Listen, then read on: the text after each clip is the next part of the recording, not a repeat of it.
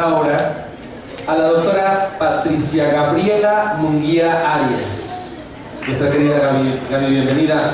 Ella es directora general de Contacto con Empatía, Sociedad Civil, licenciada en Psicología egresada de la Universidad de Guadalajara, tiene maestría en Terapia Gestalt y en Educación con enfoque humanista. Cuenta con 3 doctorantes, el primero en Psicoterapias Existenciales, el segundo en Determinantes Cognitivos y Afectivos de la Personalidad y el tercero en Educación. Bienvenida, Gaby. Muchas gracias.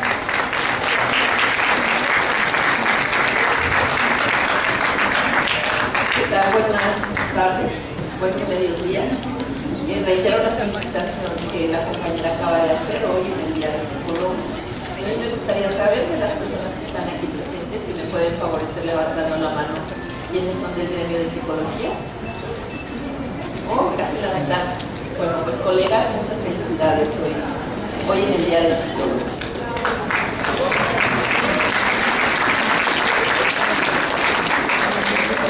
Y también me gustaría agradecer especialmente a todo el comité que ha hecho posible la organización de este evento. Los que hemos tenido oportunidad de poder gestar y poder generar algún evento académico de esta naturaleza, sabemos lo minucioso que hay para que el día de hoy podamos estar presentes, tanto ustedes como yo. Han pasado muchas horas de dedicación, han pasado muchas horas de programación, un proceso muy minucioso para que podamos el día de hoy poder estar dentro de este espacio. Entonces, gracias a los organizadores, muchas gracias al señor rector que me hace la gentil invitación de hoy estar con ustedes. Me han invitado a compartir algo que desde hace muchos años es una de mis pasiones, que tiene que ver con el campo de la Gestalt, la psicología aplicada desde un enfoque que es el enfoque Gestalt. Bien, para empezar, quiero contextualizar lo que sucede aquí dentro de México, que esta será una realidad no desconocida para ustedes. Dentro del contexto mexicano tenemos una dificultad severa que tiene que ver estos datos que aparecen en pantalla. Si ustedes me favorecen haciendo un análisis de lo que aparece ahí, podrán encontrar algunos datos en el campo de lo económico, de cómo se está distribuyendo y cómo se está gestionando para que los mexicanos podamos estar en una mayor condición vital, es decir, para que los mexicanos podamos tener mayor estado de salud. Como ven, aparece en contraste 5 países: México, España, Italia, Francia y Estados Unidos, con sus respectivas poblaciones y lo que se utiliza en gasto para salud. Dentro del gasto de la salud, el porcentaje que se utiliza. Creo que los conceptos que aparecen ahí ustedes los identifican muy bien en el sentido de cuál es el ingreso per cápita y de esto el dato que se dedica específicamente para salud. No es el dato que se dedica para salud mental, es el dato en general que se utiliza para salud, donde también se incorporan los presupuestos de salud mental. Un poco tramposo, marcado en amarillo, por si acaso les pasaba desapercibido, creo que no les pasará desapercibido, es la disparidad que tenemos con otros países para poder estar en una condición de mayor salud. ¿Se alcanzan a reconocer el dato? Ligeramente teñido en amarillo. Bien. Un dato adicional tiene que ver con el nivel de escolaridad. Seguramente ustedes sabrán que somos una élite afortunada, tanto ustedes como nosotros, que podemos escalar a lo más alto de la pirámide educacional en México. Los presentes que están aquí dentro del campo de la licenciatura, como los que están en la maestría, como están los que están en el doctorado, pertenecemos a una minoría dentro del país. Si ustedes pueden recordar sus aulas escolares, si recuerdan aquellos patios de primaria en donde se mezclaban muchísimos niños, podrán, si se pueden ubicar en aquel momento, en aquel entonces, posiblemente de todos esos niños que compartían con ustedes la primaria, ustedes sean la única persona, no, por supuesto no de la escuela, sino ya hablando de un promedio dentro de México, posiblemente ustedes sean los únicos que lograron acceder a este nivel académico.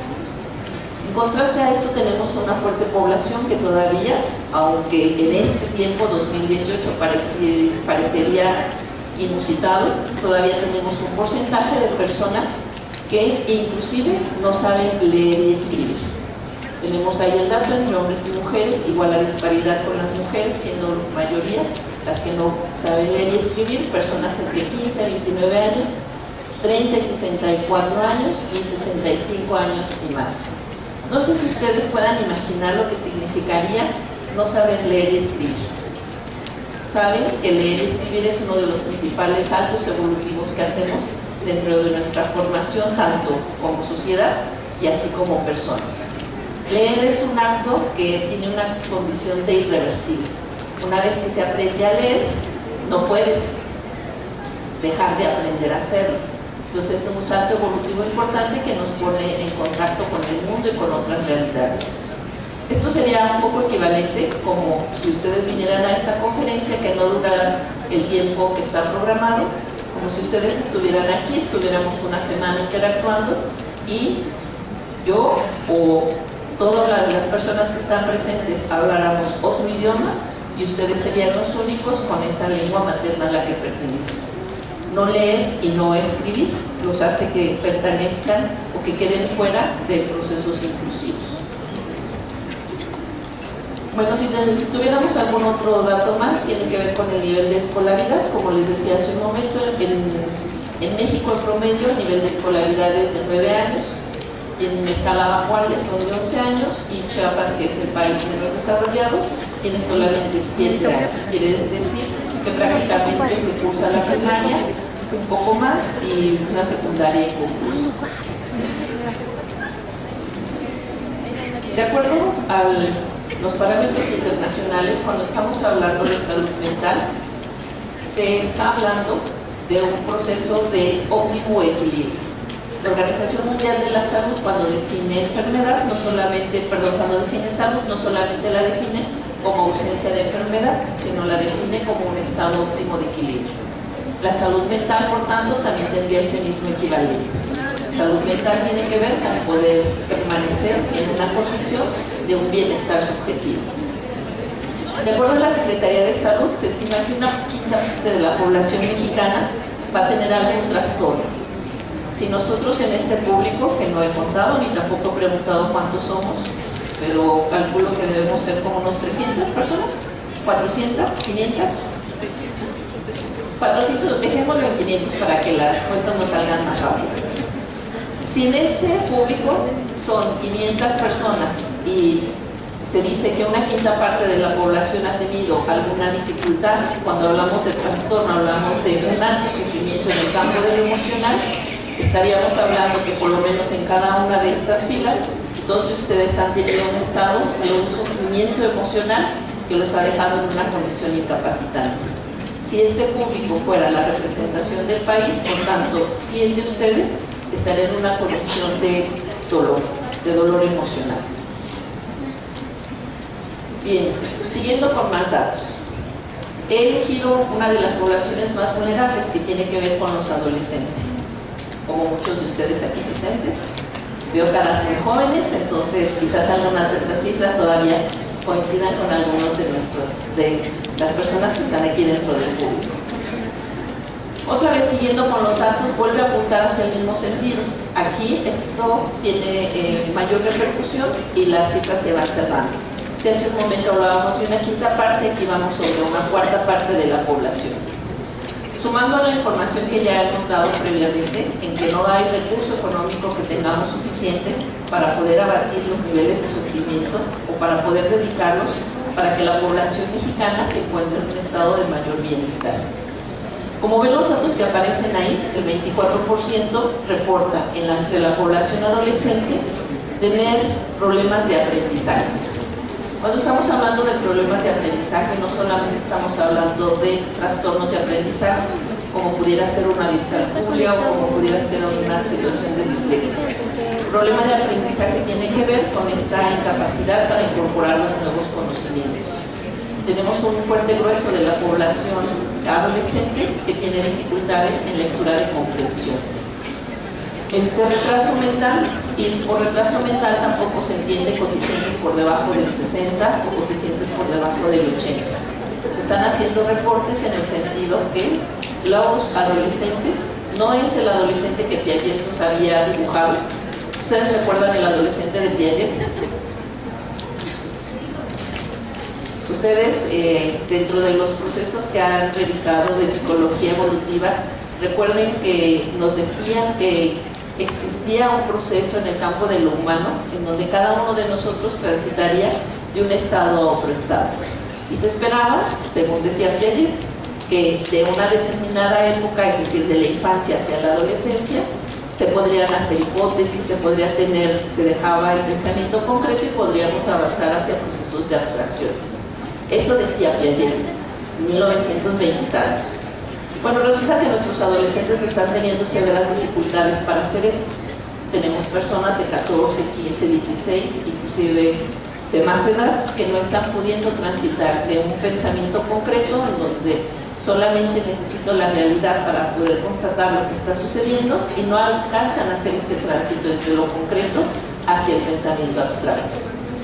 Otra de las dificultades severas que estamos teniendo son trastornos de ansiedad.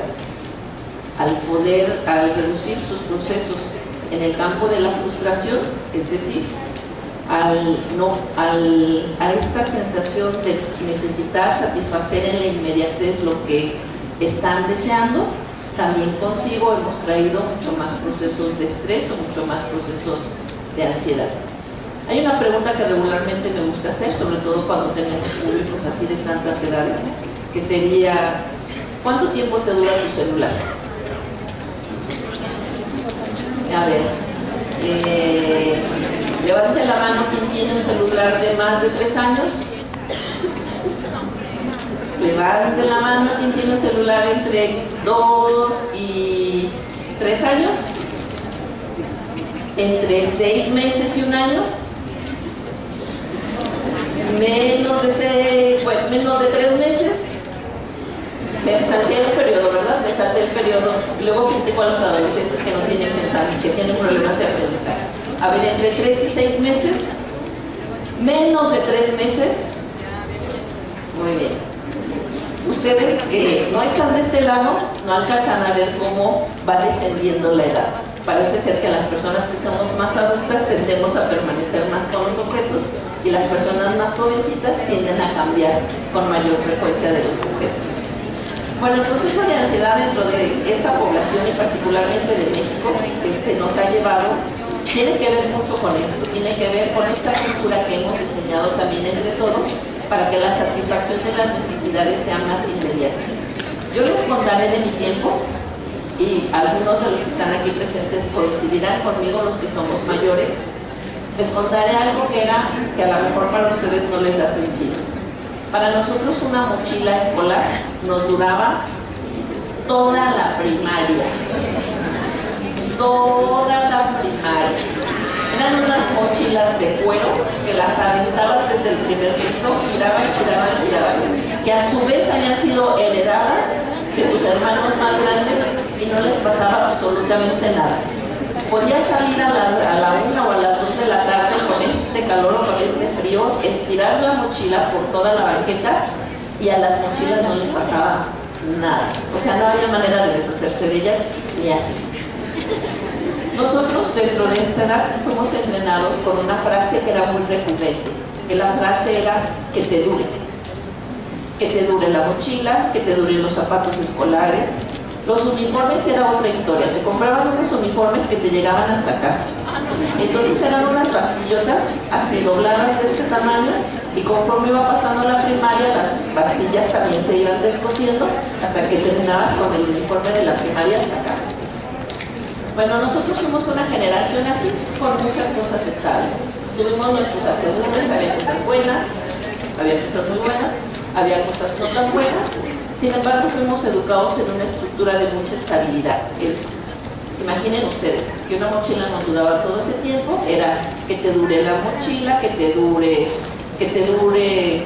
la ropa, que te dure el uniforme, que te dure la familia, que te dure la pareja, que te duren los novios, que te dure, que sea perdurable. La nueva generación está más hecha para poder ser adaptable hacia los cambios. Sin embargo, los cambios son tan vertiginosos que no siempre hay la posibilidad de alcanzar a hacer el ajuste cuando ya llegó el siguiente cambio. Tenemos cambios muy relevantes y muy significativos en absolutamente todos los tonos, inclusive, por ejemplo, en la construcción de género. Para mi generación era mucho más claro cuando tocaba ser mujer, que era lo que tocaba hacer, y cuando tocaba ser varón, que era lo que tocaba hacer. Los roles paternos y maternos estaban bastante más clarificados. En esta nueva generación es muy difícil tener preguntas tan específicas como desde eso, cuando estamos hablando de feminidad, de qué estamos hablando, y más complejo todavía cuando estamos hablando de varón y cuando estamos hablando de masculinidad, de qué es de lo que estamos hablando. Bueno, estos cambios que han sido tan súbitos, más los cambios políticos, más los cambios sociales, más los cambios económicos, más los cambios climáticos, más los... no hablaré de desempleo, por supuesto, tampoco es intención generar más ansiedad de la que ya pueda estar presente en el 24% de los presentes. Entonces, toda esta sensación de que la sociedad se está diluyendo y no hay patrones precisos, nos lleva también a estar gestando generaciones cada vez con mayor incertidumbre, lo que a su vez también genera mayor ansiedad. Un estrés no administrado, por tanto, también podrá conducir a procesos ansiógenos. Trastornos de déficit de atención. Yo tengo un público que es muy gentil. En el transcurso de lo que voy hablando logran permanecer atentos hacia lo que estoy diciendo. Sin embargo, las nuevas generaciones cada vez están teniendo más dificultades. Además del déficit de atención, que es, como lo saben, también es biológico y no es un acto deseable ni entrenable, en el campo también de la atención y la concentración se está diluyendo más. Los procesos de atención van siendo cada vez más cortos. Los procesos depresivos que van vinculados con las pérdidas. A esta edad todos ustedes han tenido una pérdida que ha sido altamente significativa. Como estamos en presencia prácticamente de adultos, todos han pasado por un proceso en donde han tenido que cambiar de residencia para seguir sus proyectos, donde hay algún amor altamente significativo que también ya no está, los padres que se han ido, o cualquier otra condición en donde ustedes tenían un alto afecto sobre algo o sobre alguien, que ese algo o ese alguien ya no está en disposición para ustedes.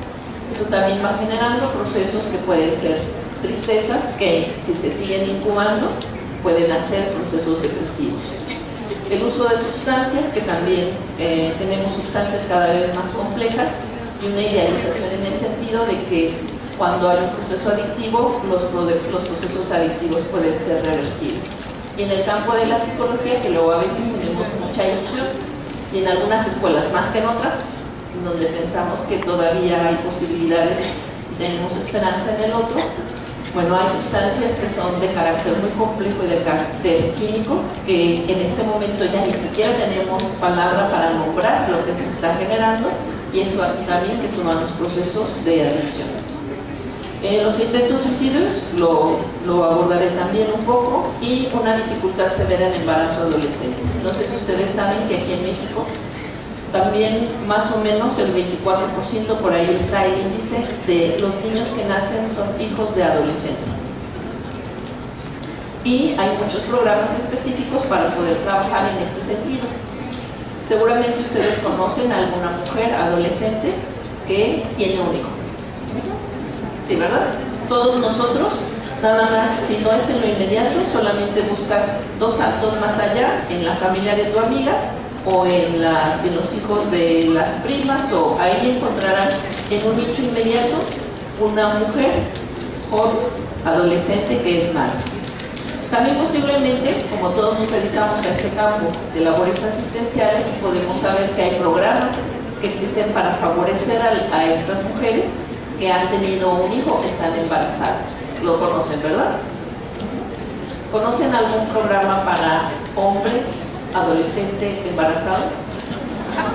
¿Conocen algún soporte social educativo para que una vez que un varón está embarazado le den soporte para que siga estudiando, no tenga que abandonar estudios y no esté condenado a no llegar a estos espacios universitarios?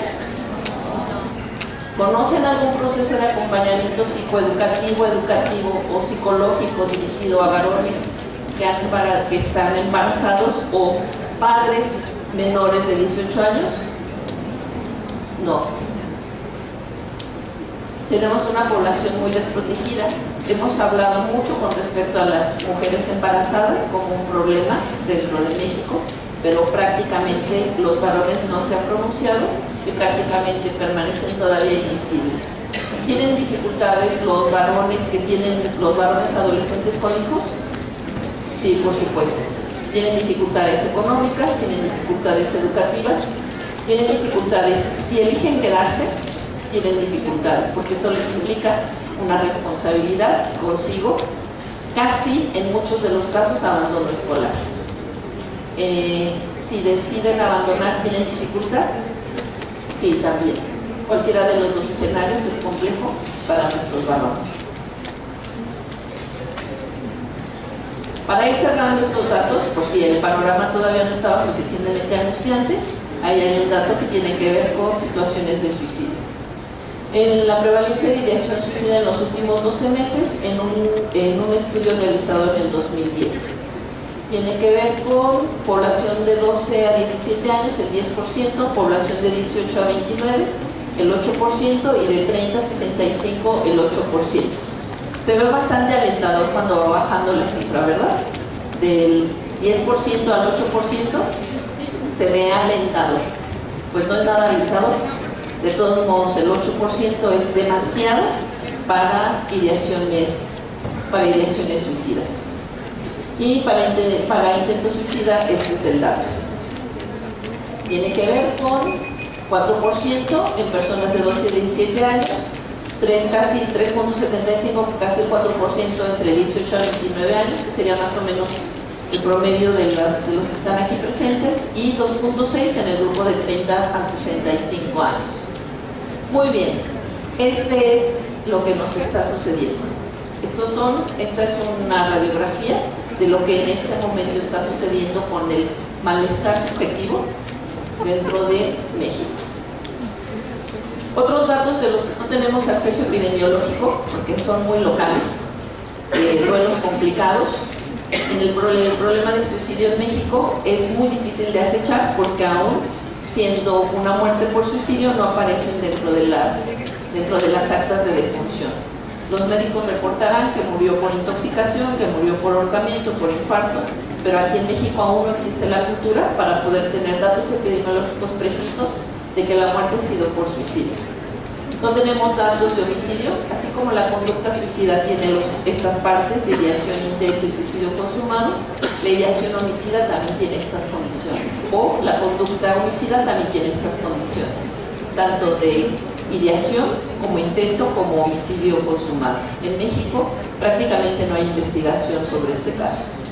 Estrés postraumático por violencia social, seguramente ustedes, yo soy de Guanajuato, Hidalgo como Guanajuato, hemos tenido condiciones que nos han marcado socialmente.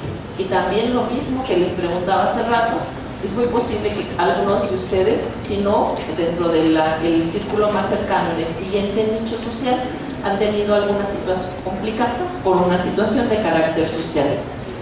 Las adicciones a la tecnología, que tampoco lo tenemos todavía bastante identificado, esta sensación de abstinencia y tolerancia cuando las personas no están cerca de una comunicación o cerca de la red, las estructuras de las familias reconstituidas, que si las familias no reconstituidas nos están generando algunas de las familias están pasando por situaciones muy complejas, las familias reconstituidas todavía se complican más. Daños por negligencia materna, que es algo de lo que abordó el expositor anterior, y bueno, ya lo decíamos, embarazo adolescentes, más otras más de tono mexicano. No sabemos aquí dentro de la población, sería muy interesante un estudio epidemiológico de a cuántos de ustedes se les ha subido el muerto. A ver, si somos 500, levanten la mano, ¿quién ha tenido la experiencia de que se les subió el muerto? ¿Quién ha tenido la experiencia de un mal de ojo? ¿Quién ha tenido, a quién le dieron toloache? No confíen en sus amores, a lo mejor fue por toloache. O sea, datos muy latinos a los cuales tampoco tenemos acceso, pero son situaciones que estamos viviendo. ¿A quién tenemos para que pueda atender todo eso? Bueno, Si estás en México y tienes una dificultad, si estás en México y tienes un sufrimiento muy significativo en relación a los datos que acaban de aparecer previamente, ¿quién puede, ahora sí, quién podrá defendernos? Bueno, en México tener alto sufrimiento emocional y ser pobre es una pésima combinación. Es una muy mala combinación. Tener una pérdida muy significativa, los niños huérfanos por homicidio impune, tener una condición de pobreza, ser adolescente y tener 2 hijos, más aparte uno de ellos tiene déficit de atención, tenemos una dificultad. Solamente hay 1.6 psiquiatras por cada 100.000 habitantes, un médico, 3 enfermeras, un psicólogo, 0.53 trabajadores sociales. La mitad del trabajador social va con 100.000 y la otra mitad, no sé si de la mitad para abajo, la mitad para arriba o la derecha o la izquierda, le toca ir con 100.000 habitantes. 0.19 terapeutas, 0.19 terapeutas por 100.000 habitantes. Y 2 profesionales técnicos de la salud. Bien, dicho el contexto mexicano, entonces, ¿qué tenemos que aportar desde la terapia gestal? ¿Qué es lo que sí se puede hacer? A ver, levanten la mano quienes están familiarizados con lo que es psicoterapia gestal o terapia gestal, por favor. Bien, en atención a los que no, voy a dar un mini resumen de cuando estamos hablando de esto, de qué es lo que estamos hablando. De todos modos he solicitado y ha sido muy gentil el comité organizador para cederme unos minutos al final para poder tener preguntas mucho más puntuales y que partan en función de la necesidad de ustedes y no de mi necesidad de compartir. La Gestal en México tiene un desarrollo, el primer libro que se escribe en español y se piensa en español es en el 82, que lo hace el doctor Celedonio Castanedo, y en 1983, que es a quien este congreso está dedicado, le rendimos tributo gracias al trabajo que ha hecho el doctor Héctor Salama desde el 83. El doctor Castanedo construye en español y en alianza con el doctor Salama, así como el doctor Salama asesorado por otras tantas más personas, puede generar y es uno de los principales promotores del movimiento gestáltico aquí en México. En el 85, la doctora Miriam Muñoz, en el 87 se hace el primer Congreso de Desarrollo Humano, en el 2002 la Universidad Humanista de Sinaloa también abre sus programas tanto de maestría como de doctorado, y hasta el 2017 tenemos el tercer Congreso de la Asociación Mexicana de Psicoterapia Gestal. Como ven, es un movimiento relativamente joven. Bueno, no relativamente joven, es un movimiento muy joven. ¿Qué es lo que nosotros hacemos? Tenemos un paradigma básico que consiste en esto. Las personas están en un relativo estado de equilibrio. Las personas, como los grupos, como las sociedades, como los países, tenemos una confianza fundamental, dicen nuestros autores, casi un instinto de poder alcanzar y poder recuperar el equilibrio. Nosotros estamos aquí, más o menos en relativo equilibrio, y hay una necesidad, hay una condición que hace que se rompa el equilibrio. He hablado de las condiciones más dramáticas que nos pueden suceder en el campo de lo humano. Por ejemplo, estás aquí relativamente bien y de pronto hay una pérdida significativa. Las pérdidas significativas rompen el equilibrio. Si ustedes pueden evocar en este momento sus primeros amores, cuando amaron profundamente y de pronto lo vieron o la vieron besándose por los pasillos de la secundaria, con alguien que no era ustedes, por supuesto, o siendo más adultos, pérdidas por muerte, cualquier situación que puedan evocar, recordarán que hay una sensación de malestar, cosas que parecían estables, lugares que inclusive eran confortables, de pronto empiezan a tener nuevos significados y esto todo se va asociando con un sentimiento de malestar. La terapia gestal lo que apuesta es que nosotros como humanos siempre tendremos una tendencia a volver a restablecernos, a volver a recuperar nuestro equilibrio. Y como terapeutas gestal podemos intervenir en varios niveles. Podemos intervenir desde el primero, que tiene que ver, en términos Secretaría de Salud, se hablaría de una prevención universal.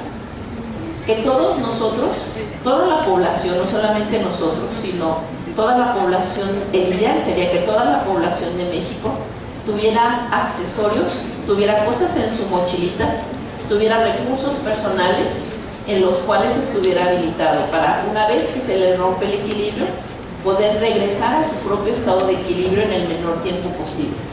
Como ya lo vimos, si esperamos a que un profesional llegue e incide dentro del sufrimiento emocional, la posibilidad de que llegue a esto es muy baja. Los servicios de salud son muy pobres y los terapeutas, y el dato de cuántos terapeutas había en México, no de cuántos terapeutas que están ahí en México, que esto reduce la cifra. Ustedes imaginen y construyan en fantasía que todos nuestros niños, nuestros adolescentes, todos los adultos tuvieran en este nuevo concepto que ahora se le conoce como resiliencia, que para la terapia gestal desde hace muchos años ya lo hablábamos como homeostasis. Imagínense que todos pudieran tener un recurso ahí para hacerlo emerger cuando se rompe el equilibrio. Cuando viene alguien y ofrece drogas, cuando viene alguien y tiene una vida sexual que no está siendo adecuada, que no está siendo conducente para su propia potencialización y para su propio crecimiento, cuando tiene una pérdida, cuando está muy angustiado, cuando está muy estresado. Imaginen esto, que cada uno de ustedes pudiera tener aditamentos para en el menor tiempo posible y desde ustedes y desde por supuesto el entramado social poder nuevamente a estados óptimos y poder regresar a una sensación de bienestar subjetivo. Hablamos de bienestar subjetivo porque esto es individual. Cada conjunto social tiene sus propias formas de definir y de sentir que ha llegado y ha recuperado nuevamente el equilibrio. ¿Qué es lo que nosotros aportamos en este sentido? No, doctor, les aviso que el doctor Salama está entrando, entonces creo que...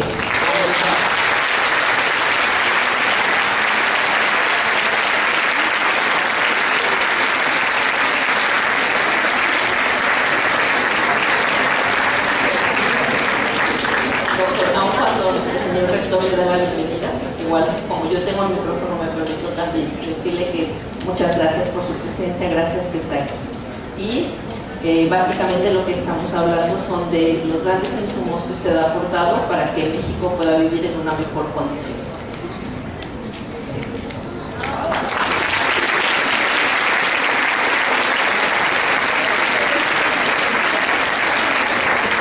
Bien, hablábamos entonces de esto. ¿Qué es lo que la terapia gestal puede hacer como aportación para que todos podamos volver a reconstruir el equilibrio? Bueno, uno de ellos tiene que ver con un concepto que es muy nuestro, que tiene que ver con vivir el aquí y el ahora.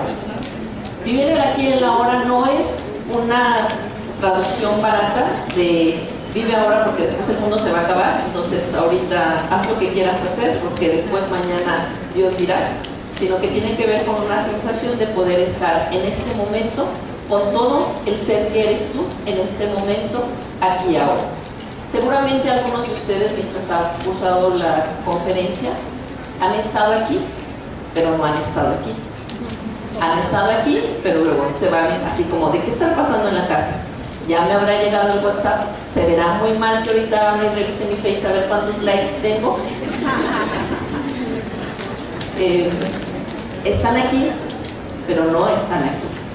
Entonces, una de las maneras para recuperar el equilibrio es regresar aquí con todo tú en este presente inmediato, que es el acto de la percatación. Otra de las condiciones importantes es poder hacer estas inmersiones, regresar a ti mismo y poder saber, ¿estoy en equilibrio o no estoy en equilibrio? La pregunta básica es, ¿qué es lo que necesito?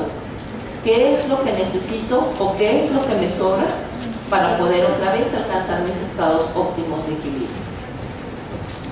Tenemos esto que sería el ideal, más otras habilidades más que la terapia gestal ha aportado para que las personas sean más resilientes o para que las personas puedan tener mayor equilibrio homeostásico. Sin embargo, no todas las personas lo pueden hacer y en algunas ocasiones es importante recibir el soporte. El paradigma es muy amplio, de manera que no solamente está al servicio de los psicoterapeutas. El paradigma de la gestal es tan amplio que todos ustedes, los aquí presentes, que tienen una vocación asistencial, entrenados para trabajar con personas, se pueden habilitar para que acompañen a otros, para que los otros también puedan alcanzar estos estados óptimos de equilibrio. Y también la terapia gestal ofrece un tercer nivel, que son personas que ante tal dolor o ante la carencia de recursos no pueden solventar de manera solitaria lo que les está sucediendo. Entonces requerirán la presencia de un otro para que en este encuentro significativo se pueda resistir, se pueda recuperar el sufrimiento y otra vez se regrese a un estado óptimo. También la terapia gestal aporta situaciones para intervenir en primeros auxilios psicológicos. Todos ustedes que han estado en presencia de algún grupo como facilitadores, como docentes, como mediadores, ante ciertos eventos se puede romper el equilibrio. Acabamos de pasar estas situaciones de los siniestros en donde la población en general nos vimos afectados, si bien no directamente dentro del sismo, todo México se cimbró ante la desgracia de ciertas poblaciones.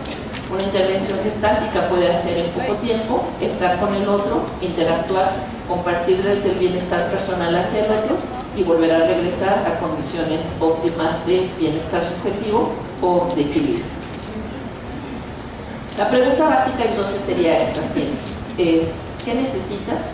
Y sería la pregunta con la que básicamente voy cerrando. Si en este momento puedes hacer un acto profundo de estar aquí, solo aquí, si puedes hacer una inmersión y puedes ver dentro de tu vida, seguramente hay algo que te está faltando. Y algo que te está faltando no la ilusión, porque en la ilusión podemos desear muchas cosas. Te puede estar faltando una casa con alberca, jacuzzi, templadito. Te puede estar faltando, qué sé yo, hasta donde la fantasía te dé. Dentro de lo real, no dentro de este a veces exagerado deseo, es en este momento qué es lo que te falta. Te falta afecto, te falta expresar, te falta decirle a alguien algo. En este momento que te sobra cansancio, te sobran expectativas. ¿Qué es lo que tú necesitas en este momento para poder recuperar tu equilibrio? Estoy básicamente ya en tiempo y creo, si me queda un momento para preguntas o he terminado. ¿Sí? Había solicitado un tiempo final para preguntas y me gustaría parar aquí para entonces escucharlos a ustedes y ver si hay algún tema que les gustaría que abordáramos en unos minutos.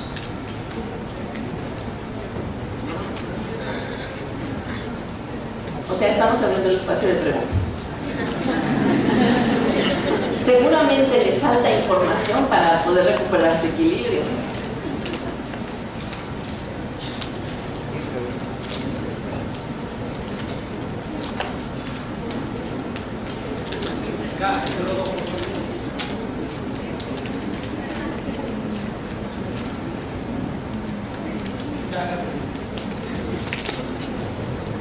Bueno, hola Gaby, qué gusto verte por acá. Tengo una pregunta que muchas veces creo que a los que estamos aquí o que llegamos a una terapia, cuando nos preguntan qué necesitas, nos quedamos de pues necesitar como qué necesito, ¿no? Nos empezamos a confundir con necesidad como si tengo sueños y estoy teniendo sed, o necesidad a corto plazo, a largo plazo. Entonces quizás que a veces aporta mucho el tener una buena conducción de saber cuando preguntamos una necesidad cómo podemos entenderla para poder alcanzar nosotros mismos encontrar esa necesidad. Entonces está enfocada esa pregunta a que nos hablaras un poco más de cómo ir descubriendo o autodescubriendo esas necesidades. Bien, muchas gracias. Qué bueno que tengo otra hora adicional para responder esta pregunta, lo cual me encanta. En el campo de la psicología, el abordaje de la necesidad empieza desde un concepto acuñado por una persona que es Kurt Lewin. Kurt Lewin, psicólogo social, al que le debemos muchas de nuestros términos en psicología, como los que ya todos han escuchado, dinámica de grupos. Este grupo está en una condición de dinámica o está en una condición de latencia. Conceptos como resistencia, concepto de campo y otras muchas más. Él es uno de los primeros que abre esto y justo se abre el concepto de necesidad en este sentido. Estamos en un estado relativamente de óptimo equilibrio. Hay una tensión y eso hace que se rompa el equilibrio. En gestal, cuando estamos hablando de necesidad, Estamos hablando de este factor que rompe el equilibrio. Más tarde se dirá, bueno, la necesidad organiza el campo. Hurlemühl lo explicaba de una manera que ahora ya no sería convencional. Él decía, solamente vemos ven, hasta el nombre se me fue. Solamente vemos un buzón cuando traemos una carta. Ahorita ya no tendría sentido, ahorita diríamos, solamente vemos un enchufe cuando se nos descargó el celular. La necesidad organiza el campo. Después vino alguien más, que también muy conocido por todos ustedes, que es Maslow, que dijo, y además las necesidades se estructuran en estas características. A mi gusto creo que hubo ahí una dificultad teórica en el campo cuando Maslow hace su teoría en 1960 en una sociedad norteamericana, donde se plantea que hay necesidades de orden superior y otras necesidades de orden inferior. Todos conocemos la pirámide de Maslow, ¿verdad? De las necesidades fisiológicas hasta llegar a las necesidades de autorrealización. Esa sería una buena clasificación, deficiente en el sentido de mirarlo de manera ascendente. Yo me he planteado siempre, si pudiéramos conseguir en una mesa redonda que hablara Viktor Frankl, sentáramos a Viktor Frankl y sentáramos a Abraham Maslow, ¿qué tendrían que decirse? ¿Qué tendría Viktor Frankl que responderle a Maslow con respecto a su pirámide de necesidades? Bueno, como no podemos hacer eso, seguro todos ustedes han hecho trabajo comunitario y eso sí lo van a poder saber muy bien. Si nosotros tenemos una comunidad en una situación, aquí mismo en Hidalgo, por supuesto no en capital, sino una comunidad en una situación marginal. Y hay tres factores que se les pueden aportar a la comunidad. Uno, una escuela, otro, un drenaje y otro, una iglesia. Bien, si hay dinero dentro de la comunidad, en esta comunidad marginal, aquí mismo en el estado de Hidalgo, levanten la mano los que creen que el dinero la comunidad lo va a dedicar para el drenaje. ¿Ningún voto a favor del drenaje? Bueno, levanten la mano quien crea que lo va a dedicar, no porque nosotros lo decidimos, la comunidad lo está decidiendo. Levanten la mano los que piensan que lo van a dedicar a la escuela. 6 votos a favor de 500, 8 votos a favor de una población de 500, bien. Ahora levanten la mano los que piensan que lo van a dedicar para una iglesia. Sí, han trabajado en comunidad ustedes, ¿verdad? Lo saben bien. Bueno, bastaría este ejemplo para poder ya desmitificar la pirámide de Maslow y yo los invitaría a veámosla como un pastel, no como una pirámide. Tenemos personas en México en condiciones de alta marginalidad donde las necesidades básicas no pueden ser cubiertas, no al extremo Viktor Frankl, campo de concentración, pero que aún así pueden y podemos acceder hacia situaciones autorrealizantes. Las personas que vienen con nosotros regularmente no vienen por una necesidad de tipo básica. Regularmente las personas que acuden con nosotros vienen por una necesidad para Maslow sería de orden más superior.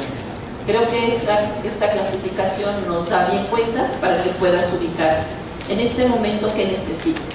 También hay que tener otra consideración. Cuando Fritz Perls, cuando se abre el primer libro, Yo, Hambre y Agresión, se abre en un contexto social, en una condición. En este momento podemos recurrir a mucho más metáforas. Si esa pregunta no me la estuvieras haciendo tú, que eres experta dentro del campo, y me la estuviera haciendo alguien ajeno, por ejemplo, un paciente, algo que a mí me funciona bastante bien es hacer una metáfora con computadoras. ¿Alguna vez han tenido una computadora a tope que ya no le quepa nada y el mouse se te quede así congelado?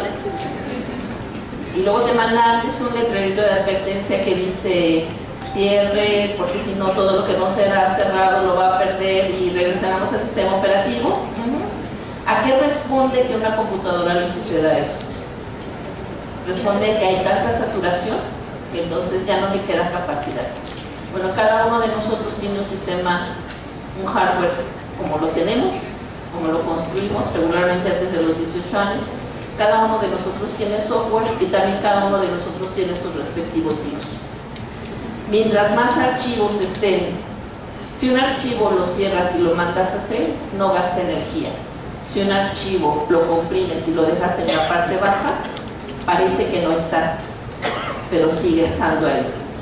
Parece que no está y pierde energía.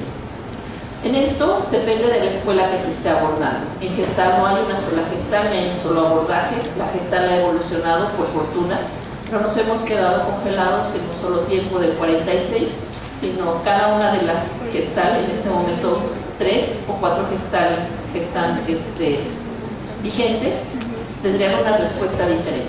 Me voy a permitir decirlo desde donde yo lo abordo, y entonces diré, cada uno de estos archivos puede tener una naturaleza diferente, y cualquier situación inconclusa decrementa la posibilidad de potencializarse. Desde no pagar la luz, que traes el recibo ahí, y dices, ahorita voy y lo pago, no lo domicilié, prometo que ahora sí lo voy a domiciliar. Todos los días me hacen una oferta de Banamex para domiciliar que no he tomado, pero ya lo domiciliaré. Desde situaciones no resueltas, desde necesito ir a pagar un recibo de luz, que hasta que pagas el recibo de luz otra vez regresas al equilibrio. No voy a decir una tarea no hecha que me dejaron en la escuela, que hasta que no hago clic, hasta entonces vuelvo a tener la sensación de equilibrio. Desde eso, que respondería a una necesidad más básica, a necesito mayores procesos de capacitación y de formación, y por eso vengo un domingo en la mañana para poder obtener más información y ser más profesionalizado. Bien, creo que el tiempo concluye. Muchas gracias por su... Gaby, muchas gracias. Te pido no te retires, por favor. Le pedimos a nuestra querida Vicky y a Nati, por favor, sean tan gentiles de entregarte este reconocimiento, por favor, a nombre de la Universidad Marista Hidalgo. Por favor, Vicky. Por favor, Nati.